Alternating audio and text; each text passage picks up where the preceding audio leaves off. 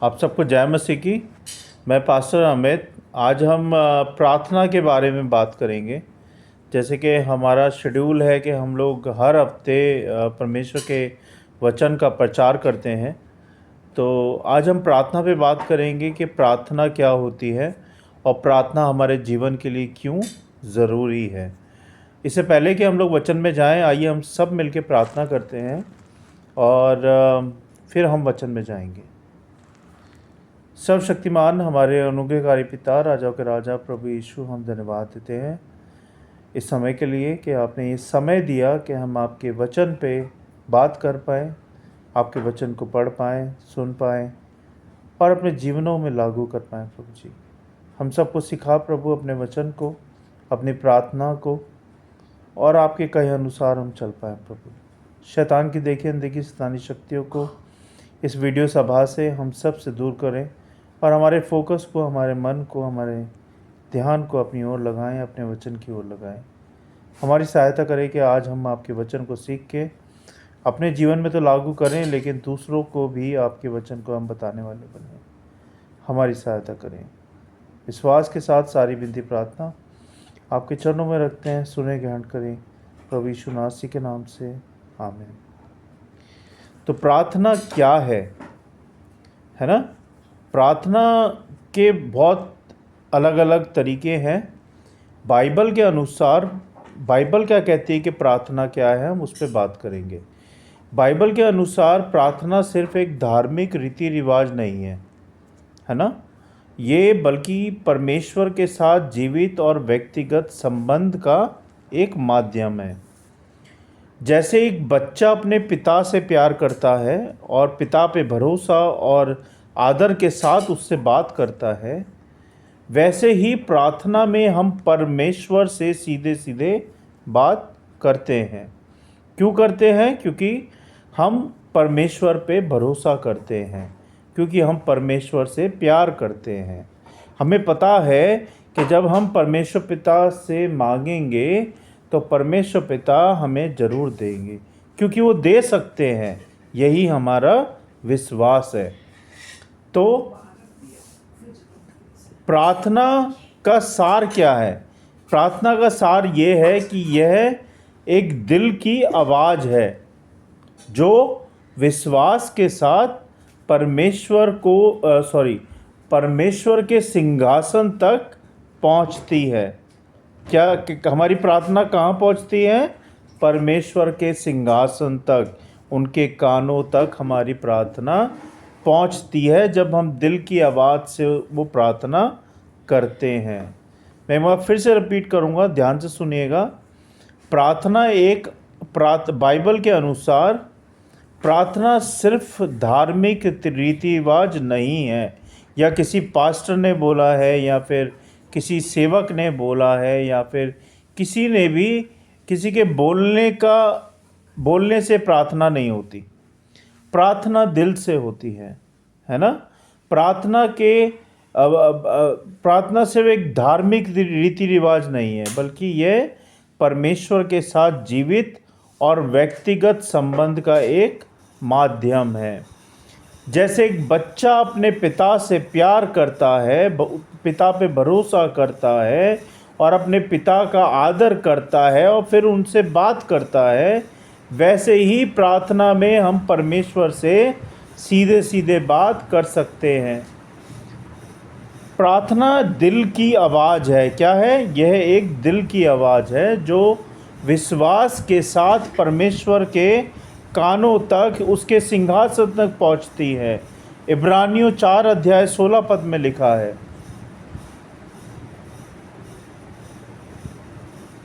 Bible क्या कहती है? बाइबल में कहती है कि प्रार्थना का बहुत महत्व है। परमेश्वर के साथ एक गहरा संबंध होता है प्रार्थना के द्वारा। यूहन्ना 15 अध्याय 7 पद कहता है, यदि तुम मुझ में बने रहो और मेरे वचन तुम में बने रहें तो जो चाहो मांगो और वह तुम्हारे लिए हो जाएगा। है ना? आप पढ़ सकते हैं इसको घर में जाके। यूहन्ना 15 अध्याय 7 पद में लिखा है। और ये पद हमें ये बताता है कि आध्यात्मिक शक्ति और मार्गदर्शन हमें प्रार्थना के द्वारा ही मिलता है। भजन संहिता 32 अध्याय 8 पद में लिखा है कि परमेश्वर हमारी अगुवाई करता है। कौन अगुवाई करता है? परमेश्वर हमारी अगुवाई करता है पग पग में, यानी कि हर पल में परमेश्वर हमारी अगुवाई करता है। शांति और सांत्वना मिलती है प्रार्थना के द्वारा। फिलिपियो 4 अध्याय 6 से 7 पद में लिखा है, और ये पद ये कहता है कि प्रार्थना से दिल में परमेश्वर की शांति भर जाती है।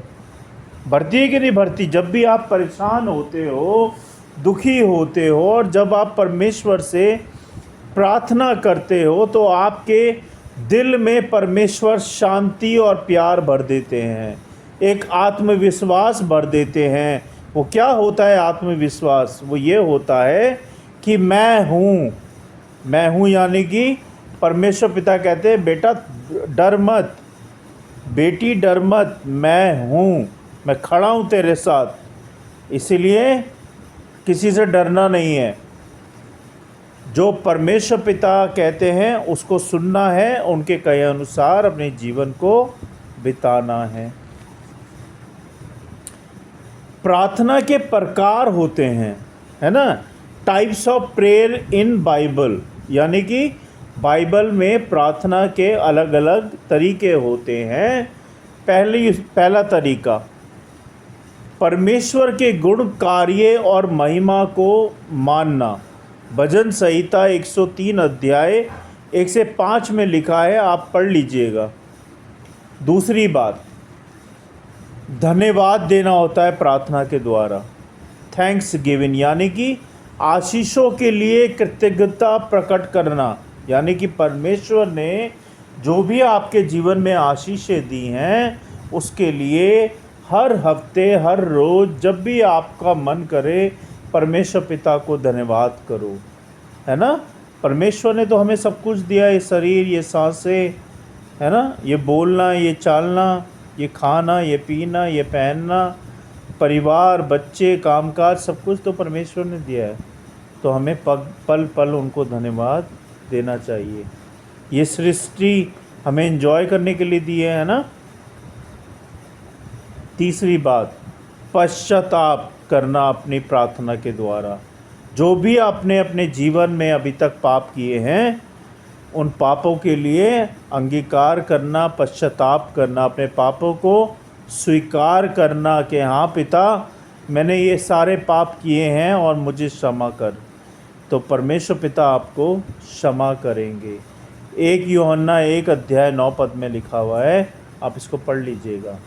चौथी बात, निवेदन, यानी कि विनती करना परमेश्वर से, अपनी आवश्यकताओं के लिए विनती करना। फिलिपियो 4 अध्याय 6 पद में लिखा है, ये भी आप पढ़ लीजिएगा। इसमें लिखा है कि प्रार्थना के द्वारा हम विनती करते हैं, जो भी हमारी ज़रूरतें होती हैं, जो हमारे परिवार की ज़रूरतें होती है, उसके लिए हम परमेश्वर पिता से प्रार्थना करते हैं। मध्यस्थता, यानी कि दूसरों के लिए प्रार्थना करना। 1 तीमुथियुस 2 अध्याय 1 पद में लिखा है कि दूसरों के लिए प्रार्थना करो, है ना? परमेश्वर आपको आशीषित करेंगे। चौथी बात, प्रार्थना का सही तरीका क्या है? बिब्लिकल वे ऑफ प्रेयर, है ना? उसका सही तरीका क्या है वो हम देखेंगे। मरकुस 11 अध्याय 24 पद में लिखा है, विश्वास के साथ प्रार्थना करें। किसके साथ करें? विश्वास के साथ। बिना विश्वास के प्रार्थना करेंगे तो प्रार्थना का उत्तर आपको कभी भी नहीं मिलेगा। एक तो विश्वास के साथ, एक दिल से प्रार्थना करनी है, सच्चाई से प्रार्थना करनी है, ना कि दूसरों को सुनाने के लिए या दिखाने के लिए शब्द बनाने हैं। ऐसी प्रार्थना नहीं करनी है, वो परमेश्वर नहीं सुनते हैं, फिर वो इंसान ही सुनते हैं बस। अगर परमेश्वर को चाहते हो आप कि परमेश्वर आपकी प्रार्थना को सुने, तो आपको विश्वास से प्रार्थना करनी है, सच्चाई से प्रार्थना करनी है, दिल से प्रार्थना करनी है। बेशक आपको बोलना आता हो ना आता हो, बेशक आपके टूटे फूटे वर्ड्स हों, बेशक आपको हिंदी बोलनी आती हो या नहीं आती हो, लेकिन जो दिल से प्रार्थना होती है वो परमेश्वर के कानों तक पहुंचती है, उनके सिंहासन तक पहुंचती है। यीशु के नाम में प्रार्थना करें। यूहन्ना 14 अध्याय 13 से 14 पद।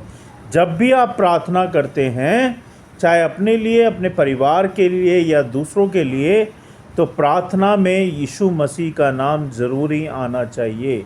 जब आप प्रार्थना का एंड करते हैं तब भी प्रार्थना का एंड यीशु नासी के नाम से होना चाहिए, क्योंकि वही तो देने वाले हैं, वही तो लेने वाले हैं, सब कुछ तो वही हैं, है ना। तो प्रभु का नाम प्रार्थना में ज़रूर आना चाहिए, तभी आपकी प्रार्थना संपन्न और पूरी होती है। पवित्र आत्मा की अगुवाई में प्रार्थना करें। रोमियो 8 अध्याय 26 पद में लिखा हुआ है, आप इसको पढ़ लीजिएगा। एक थिस्सलुनीकियों 5 अध्याय 17 पद में लिखा है, रेगुलर प्रार्थना करते रहें, यानी कि निरंतर प्रार्थना करें, तभी आपका जीवन सफल हो पाएगा। भजन संहिता 66 अध्याय 18 पद में लिखा है, साफ दिल के साथ प्रार्थना करें। जैसे कि मैंने आपको बताया, साफ दिल यानी कि कोई उसमें पाप ना हो, कोई उसमें ईर्ष्या ना हो, लड़ाई ना हो, कोई चिड़न ना हो। साफ दिल से, सच्चाई से, सच्चे मन से, पश्चाताप के साथ, विश्वास के साथ प्रार्थना करो, और आपका प्रार्थना का उत्तर आपको ज़रूर मिलेगा, चाहे आप अपने लिए करो या किसी और के लिए करो। अब इसमें लर्निंग पॉइंट्स क्या हैं प्रार्थना के लिए जो हमने पढ़ा, उसमें लर्निंग पॉइंट्स पे हम गौर करेंगे। पहली बात, प्रार्थना में परमेश्वर को अपना सबसे नज़दीकी मित्र और पिता माने। प्रार्थना जब करें तो ये मत सोचे कि पता नहीं सुनेंगे नहीं सुनेंगे, है ना, शब्दों को बनाएंगे आप, नहीं, ऐसा नहीं करना है। प्रार्थना में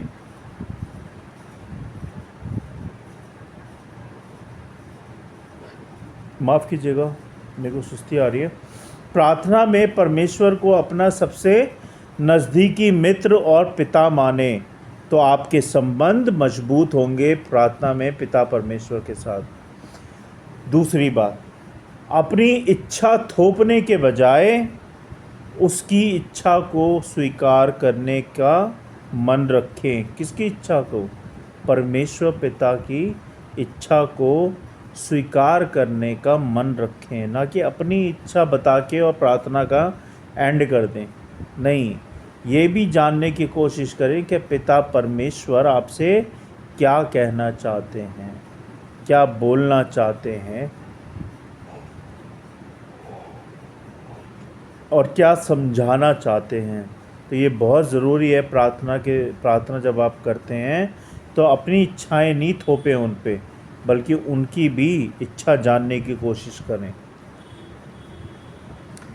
प्रार्थना, तीसरी बात, प्रार्थना सिर्फ समस्याओं में नहीं, आशीषों के समय भी करनी चाहिए। जैसे हम बहुत दुखी हैं, रो रहे हैं, हमारी ज़िंदगी ख़राब है, हमारे पास खाने को नहीं है, पहनने को नहीं है, दुखी बहुत है, कोई हमारी इज्जत नहीं करता, हमारे पास कामकाज नहीं है ना, छत नहीं है, तो उस समय तो प्रार्थना करेंगे ही करेंगे। लेकिन जब ये सब आपको मिल जाता है, खाना पीना, रहना, पहनना, बच्चे, परिवार, सुख, समृद्धि, तो उस वक़्त भी प्रार्थना रेगुलरली करनी चाहिए, जैसे आप दुख में प्रार्थना कर रहे थे, है ना।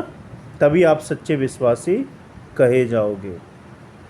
चौथी बात, दूसरों के लिए प्रार्थना करना भी उतना ही ज़रूरी है जितना अपनों के लिए। अगर कोई आपके सामने, आपके घर में, परिवार में, आपके पड़ोस में, आपके स्कूल में अगर कोई भी बीमार है, दुखी है, परेशान है, उसके साथ बैठो, उससे बातचीत करो और उसके दुखों के लिए प्रार्थना करो यीशु नासी के नाम से, तो परमेश्वर आपको बहुत बहुत आशीषित करेंगे और उसको भी आशीषित करेंगे। लेकिन विश्वास के साथ प्रार्थना करनी है और सच्चे दिल से प्रार्थना करनी है।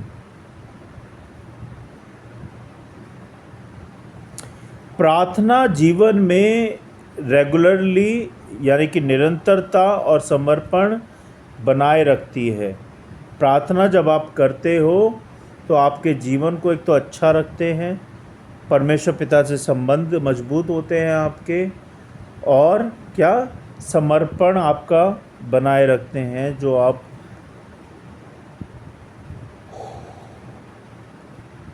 आज मुझे बहुत उबासी आ रही है, माफ़ कीजिएगा। समर्पण बनाए रखते हैं। अब एंड में है, हम लोग कुछ बातों पे ध्यान देंगे, जैसे कि बाइबल में प्रार्थना एक गहरी आत्मिक प्रक्रिया है जिसमें हम परमेश्वर के सामने अपने दिल की पूरी सच्चाई को खोल देते हैं और अपनी सच्चाई को उनके सामने रख देते हैं। यह केवल मांगने का साधन नहीं है, बल्कि परमेश्वर को जानने का, उसकी उपस्थिति में रहने का और उसके साथ एकता में चलने का अवसर है। ध्यान दीजिएगा, एक सच्ची बाइबल आधारित प्रार्थना विश्वास पे आधारित है ना। जो आपकी प्रार्थना है वो विश्वास पे आधारित है। और जो व्यक्ति या मनुष्य या कोई भी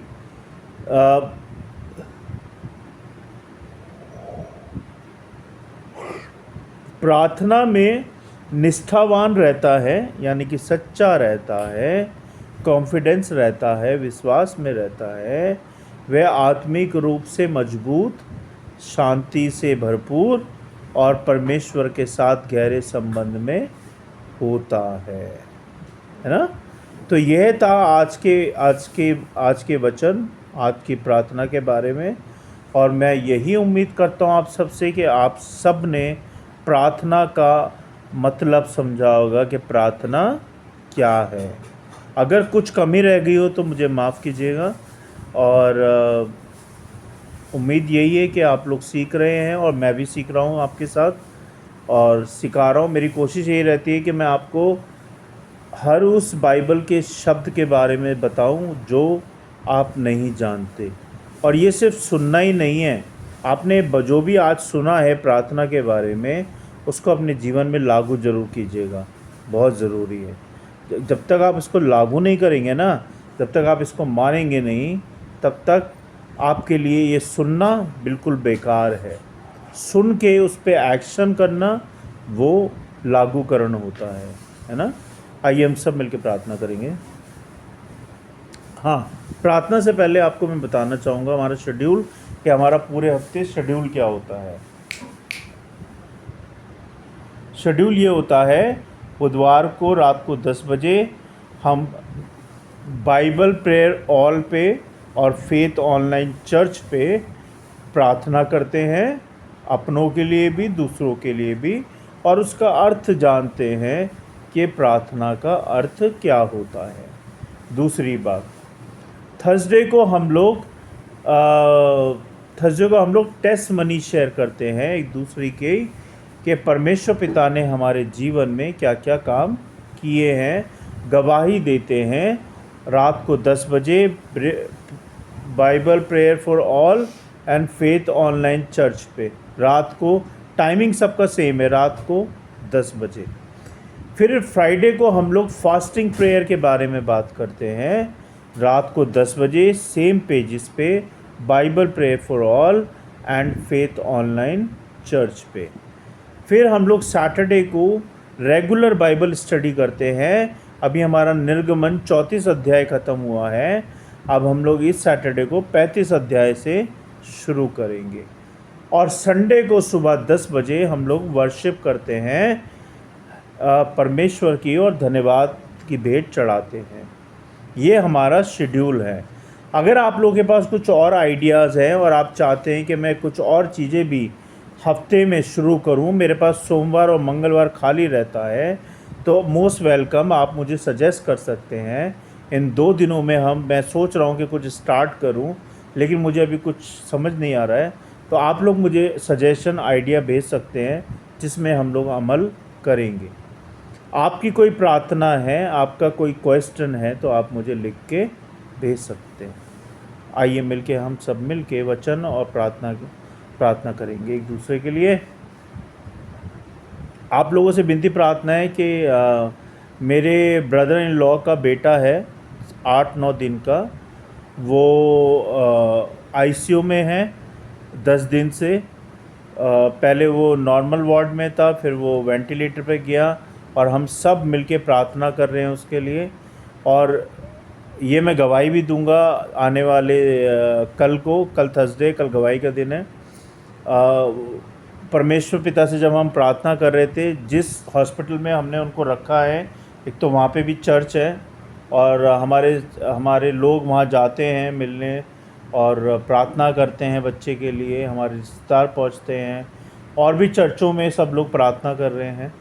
और परमेश्वर पिता ने, आप यकीन नहीं करोगे, वो पहले वार्ड से वेंटिलेटर पे आया, और हमें सुनने में आया कि उसको लेफ़्ट साइड के हेड में, लेफ़्ट साइड सर में उसको ब्रेन हैमरेज हो गया है दौरे आने से एंड शुगर लो होने से। और हम लोग बहुत डर रहे थे कि पता नहीं क्या होगा, लेकिन विश्वास भी था हमारा। और अभी 2-4 दिन पहले ही हमें पता चला कि उसको वेंटिलेटर से हटा दिया है। परमेश्वर का शुक्रगुजार हैं, धन्यवाद हैं परमेश्वर के लिए कि परमेश्वर ने हम सबकी प्रार्थना को उत्तर दिया, उस बच्चे को सुरक्षित रखा। लेकिन ब्रेन हैमरेज अभी है, वो वक्त के साथ साथ ठीक होगा, उसकी दवाइयाँ चलेंगी, लेकिन वो वेंटिलेटर से हटा दिया गया है। मूवमेंट कर रहा है, पहले मूवमेंट भी नहीं कर रहा था वो, और दूध पी रहा है। पहले 10 ml पीता था स्टार्टिंग में, अभी 50-60 ml पी रहा है कंटिन्यू। सुसु बाथरूम कर रहा है।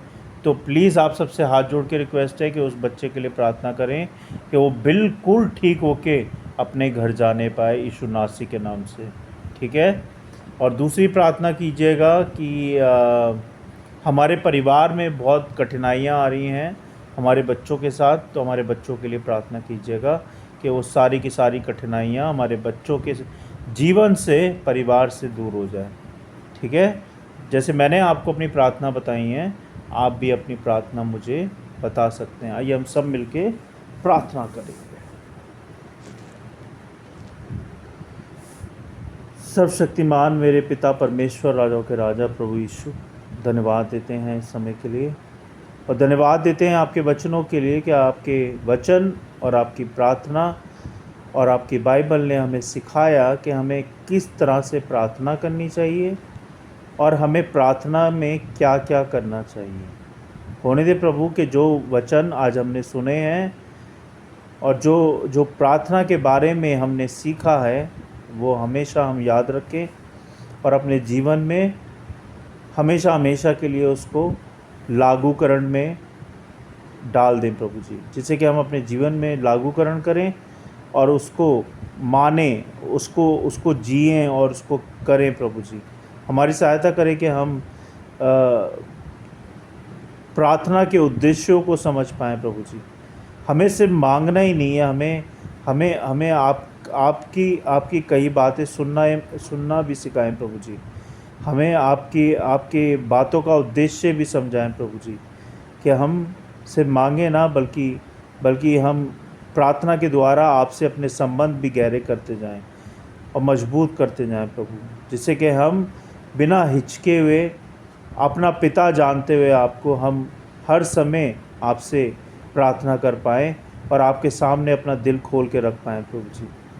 वैसे तो आप हमारे दिल की बातों को जानते हैं प्रभु, क्योंकि आप पिता परमेश्वर हैं, आप महान हैं, आप सर्वशक्तिमान हैं, लेकिन हम फिर भी आपके सामने दिल खोल के आपसे बात कर पाएँ, ऐसा होने दे परमेश्वर। हमारी सहायता करें कि हम प्रार्थना में शब्दों पे ध्यान ना दें, बल्कि सच्चे दिल से, ईमानदारी से आपसे प्रार्थना कर पाएँ प्रभु, और विश्वास के साथ प्रार्थना कर पाएँ, क्योंकि जो कुछ हम विश्वास से आपसे मांगेंगे वो आप हमारे लिए करेंगे। ये मेरा विश्वास है प्रभु जी। हम धन्यवाद देते हैं प्रभु आज के वचनों के लिए, हमें सिखाने के लिए और हमारी रक्षा करने के लिए। हम यदि प्रार्थना आपके चरणों में लेके आए हैं कि हमारे छोटे बेटे को, जो 8-9 दिन, 10 दिन का है, 11 दिन का है प्रभु, उसकी रक्षा करें। जैसे आपने उसको वेंटिलेटर से उतारा है, आगे भी उसको ठीक करें और जो भी उसका ब्रेन हैमरेज है, जो भी उसके दौरे हैं, जो भी शुगर लो है, हर चीज़, हर बीमारी प्रभु यीशु नासी के नाम से बिल्कुल ठीक हो जाए। जो दवाई गोली डॉक्टर दे रहे हैं, अगर उनका असर नहीं हो रहा प्रभु, तो आप अपनी दवाइयाँ दें, क्योंकि जो दवाई आप देंगे वो कोई और दवाई दे नहीं सकता प्रभु जी। उसके चारों लहू का बाड़ा बांधे, अपना पवित्र लहू उस पर छिड़क दीजिए। शैतान की देखी अनदेखी शैतानी शक्तियों को उससे दूर करें, उसके परिवार से दूर करें, और उसकी सहायता करें बच्चे की, कि वो जल्द से जल्द चंगा होके अपने घर को जाने पाए प्रभु जी। उसकी देखभाल करने में, उसको सुरक्षित रखने में सहायता मदद करें।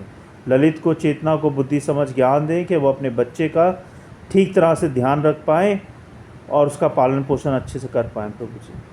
अब वो दोबारा बीमार होके प्रभु दोबारा हॉस्पिटल ना लौटे प्रभु। अब वो जब घर जाए प्रभु, तो यीशु नासी के नाम से बिल्कुल चंगा होके जाए परमेश्वर। उसकी सहायता करें और उसके परिवार की सहायता करें और रक्षा करें प्रभु। विनती प्रार्थना करता हूँ मुस्कान के लिए प्रभु, कि मुस्कान को भी हर कठिनाइयों से, परेशानियों से, शैतान की देखी अनदेखी शैतानी शक्तियों से, बुरे लोगों से इसको बचाएं प्रभु। इसके ऊपर अपना अनुग्रह करें, इसके चारों लहू का बाड़ा बांधें, इसके मन को भटकने से बचाएं और इसको सही रास्ते पे लेके आएँ प्रभु, क्योंकि आप ही हैं जो इसको रास्ता दिखा सकते हैं प्रभु। आप ही हैं जो सही मार्ग, इसका मार्गदर्शन कर सकते हैं प्रभु। इसकी रक्षा करें और इसकी सहायता करें कि अपने नर्सिंग के कोर्स को ईमानदारी के साथ, सच्चाई के साथ पूरा कर पाए प्रभु जी।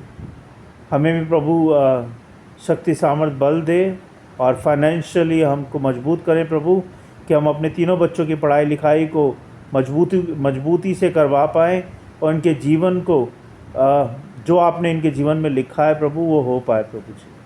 आपकी इच्छा पूरी हो, ना कि मेरी इच्छा पूरी हो इनके जीवन में, इनके फ्यूचर में, इनकी हर बात में। धन्यवाद प्रभु मेरे परिवार को, हम सबको अभी तक संभालने के लिए, हमें खाने पीने को, रहने को देने के लिए, हर बात के लिए, हर आशीष के लिए धन्यवाद प्रभु जी। जो लोग मुझे सुन रहे हैं, देख रहे हैं, उन सब के घरों को, उनके परिवारों को और उनके बच्चों को, उनके कामकाज को आशीष बरकत दे प्रभु, और सबको संभालें, सबकी रक्षा करें। इस वचन की रखवाली करें प्रभु, और इस वचन के द्वारा लाखों गुना, करोड़ों गुना तक फैलाएं इस वीडियो को, जिससे कि जिन लोगों ने अभी तक आपको नहीं जाना है, आपकी प्रार्थना को नहीं जाना है, वो आपकी प्रार्थना को और आपको जान पाएँ प्रभु जी। बहुत बहुत धन्यवाद सारी बातों के लिए, सारी आशीषों के लिए।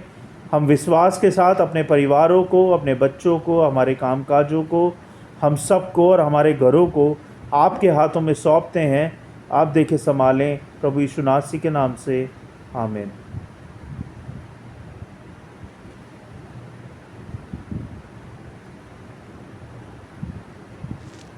धन्यवाद आप सबका, बहुत बहुत धन्यवाद कि आप लोग जुड़े, और हम फिर मिलते हैं कल टेस्ट मनी के साथ। मेरे पास बहुत अच्छी गवाही है, कल मैं गवाही दूंगा आपके साथ, और आपकी कोई गवाही है तो आप भी दे सकते हैं, ठीक है, सेम टाइम पे रात को 10 बजे। तब तक के लिए जय मसीह की, praise the Lord, thank you so much, thank you, God bless you all.